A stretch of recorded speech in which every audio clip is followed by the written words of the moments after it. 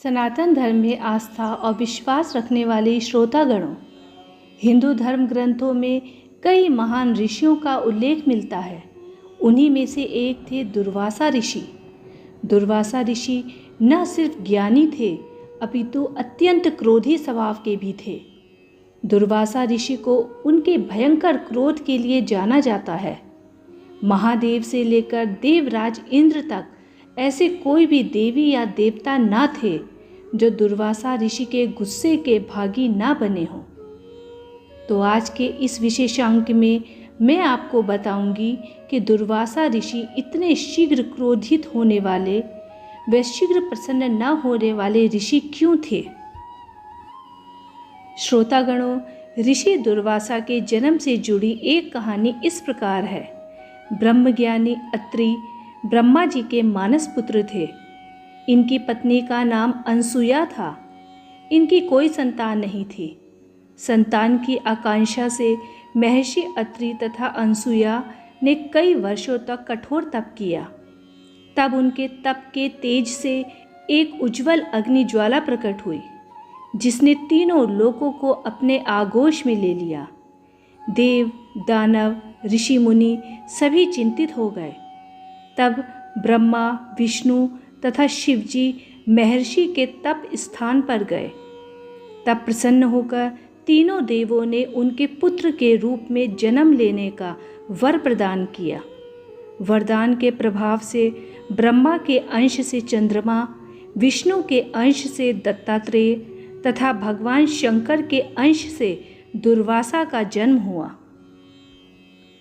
भगवान शंकर के रुद्र रूप से महर्षि दुर्वासा प्रकट हुए थे, इसीलिए उनका रूप अति रौद्र था। इसी कारण वे अति क्रोधी स्वभाव के भी थे। जहाँ भोलेनाथ को प्रसन्न करना बेहद आसान माना जाता है, वहीं ऋषि दुर्वासा को प्रसन्न करना शायद सबसे मुश्किल काम था। महर्षि दुर्वासा दयालुता की भी मूर्ति थे तथा अत्यंत करुणामय थे। दुर्वासा के रूप में अवतार लेकर भगवान शंकर ने अनेक लीलाएं की है, जो अति प्रसिद्ध है। उन्हीं में से एक यह है कि दुर्वासा ऋषि के आश्रम के निकट ही यमुना के दूसरे किनारे पर महाराज अम्बरीश का राजभवन था। राजा अम्बरीश विष्णु भगवान के परम भक्त होने के साथ साथ बेहद न्यायप्रिय शासक थे। एक बार राजा अम्बरीश ने एकादशी का व्रत रखा। व्रत खोलते समय दुर्वासा ऋषि अम्बरीश के महल पहुंच गए। तब अम्बरीश ने दुर्वासा ऋषि से भोजन करने के लिए प्रार्थना की।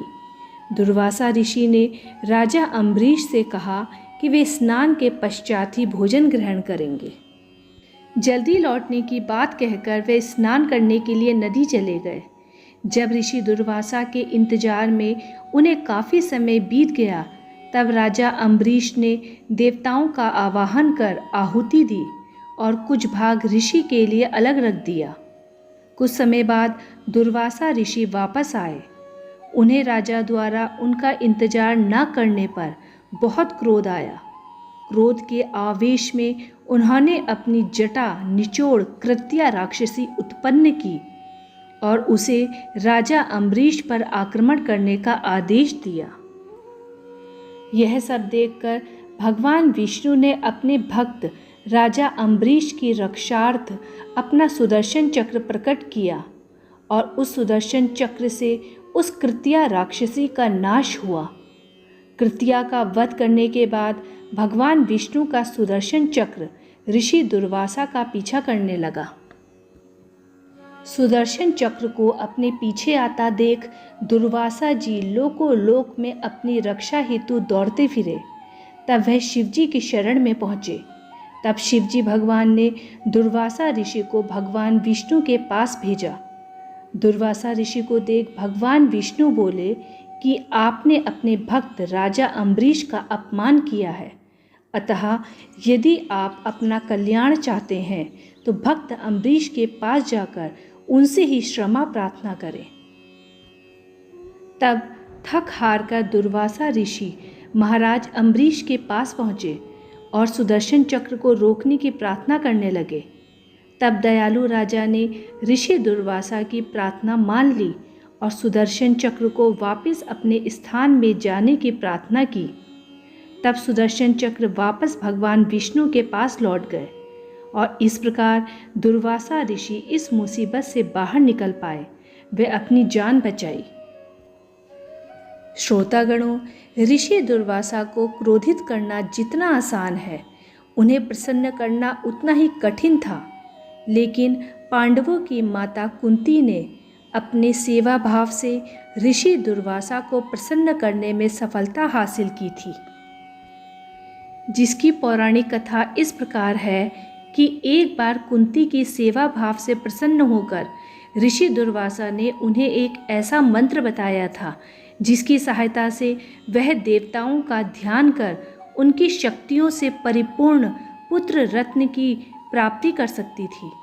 पांडवों का जन्म भी इसी मंत्र की सहायता से हुआ था। एक दूसरी घटना इस प्रकार है कि एक बार नदी में स्नान करते समय महर्षि दुर्वासा का वस्त्र नदी के प्रवाह में प्रवाहित हो गया था। वहीं कुछ दूरी पर द्रौपदी भी स्नान कर रही थी। उनकी यह स्थिति देखकर द्रौपदी ने तत्काल अपने अंचल का एक टुकड़ा फाड़कर ऋषि दुर्वासा को प्रदान किया था। इससे प्रसन्न होकर महर्षि दुर्वासा ने द्रौपदी को वर दिया कि यह वस्त्रखंड वृद्धि को प्राप्त कर तुम्हारी लज्जा का निवारण करेगा। श्रोतागणों, दुर्वासा ऋषि के इसी वर का प्रभाव था कि जब कौरव सभा में दुशासन के द्वारा द्रौपदी की साड़ी चीरहरण की घटना हुई तो द्रौपदी की साड़ी बढ़ती ही गई। उस समय दुर्वासा ऋषि के इसी वर के प्रभाव से द्रौपदी की लाज बच गई थी। इसी प्रकार महाभारत की एक घटना भी इस प्रकार है कि एक बार दुर्वासा मुनि अपने 10,000 शिष्यों के साथ दुर्योधन के यहाँ पहुँचे। कूटनीतिक चाल के तहत कपटी दुर्योधन ने उन्हें प्रसन्न कर प्रार्थना की कि दुर्वासा ऋषि उनके भाई युधिष्ठिर का भी आतिथ्य ग्रहण कर उन्हें भी कृतार्थ करे। पांडव उस समय अपना वनवास काट रहे थे। विपन्न अवस्था से जूझते पांडव इतने सारे ऋषि मुनियों का आतिथ्य सत्कार कर पाने में असमर्थ थे। जब दुर्वासा मुनि अपने भक्तों को लेकर पांडवों के आश्रम पहुँचे, उस समय द्रौपदी भोजन कर चुकी थी और पांडवों के पास ऋषि के समक्ष प्रस्तुत करने के लिए अब कुछ भी बाकी नहीं था। तब दुर्वासा ऋषि को देखकर पांडव घबरा जाते हैं कि ऋषि दुर्वासा को क्या खिलाएंगे। उन्हें उनके क्रोध की भी चिंता हो गई कि कहीं श्राप ही ना दे दें। ऋषि दुर्वासा पांडवों से कहते हैं कि वे शिष्यों के साथ स्नान के लिए नदी जा रहे हैं, तब तक भोजन का प्रबंध करके रखें। इस विकट स्थिति में द्रौपदी भगवान कृष्ण को मदद के लिए पुकारती है। तब कृष्ण जी तुरंत द्रौपदी की मदद के लिए आ जाते हैं। वहां पहुंचकर भगवान कृष्ण जी भी द्रौपदी से भूख लगने की बात कहते हैं और जो भी भोजन बच गया है उसकी मांग करते हैं। भोजन पात्र में सिर्फ कुछ चावल के कण ही चिपके होते हैं। तब द्रौपदी उन्हें कुछ चावल के कण को श्री कृष्ण के समक्ष रख देती है। कृष्ण जी बड़े प्रेम से भोजन के उस अंश को ग्रहण करते हैं। उनके द्वारा इस अंश को ग्रहण करते ही दूसरी तरफ नदी में स्नान करने गए ऋषि दुर्वासा तथा उनके हजारों शिष्यों को पेट भरे होने का आभास हो जाता है। कुछ ही ग्रहण न किए जाने के कारण उनके पेट में स्थान नहीं होता। अब उन्हें पांडवों द्वारा बनाए गए भोजन के अपमान का अंदेशा होने लगा। इस कारण दुर्वासा ऋषि पांडवों के पास वापस जाने के बजाय यात्रा पर आगे बढ़ जाते हैं। श्रोतागणों, इस प्रकार उक्त पौराणिक कहानियों से पता चलता है कि दुर्वासा ऋषि अत्यंत क्रोधी स्वभाव के थे, जिन्हें प्रसन्न करना अत्यंत कठिन था। और अगर वह किसी से क्रोधित हो जाते थे तो उस व्यक्ति को उनके क्रोध का भयंकर सामना करना पड़ता था। तो श्रोतागणों, यदि आपको मेरा आज का उक्त विशेषांक पसंद आया हो तो कृपया मेरे चैनल दिव्य भक्ति श्रृंखला को लाइक, सब्सक्राइब व शेयर करना ना भूलें। आगे भी मैं ऐसी ही पौराणिक कथाओं को आपके समक्ष प्रस्तुत करती रहूँगी। धन्यवाद।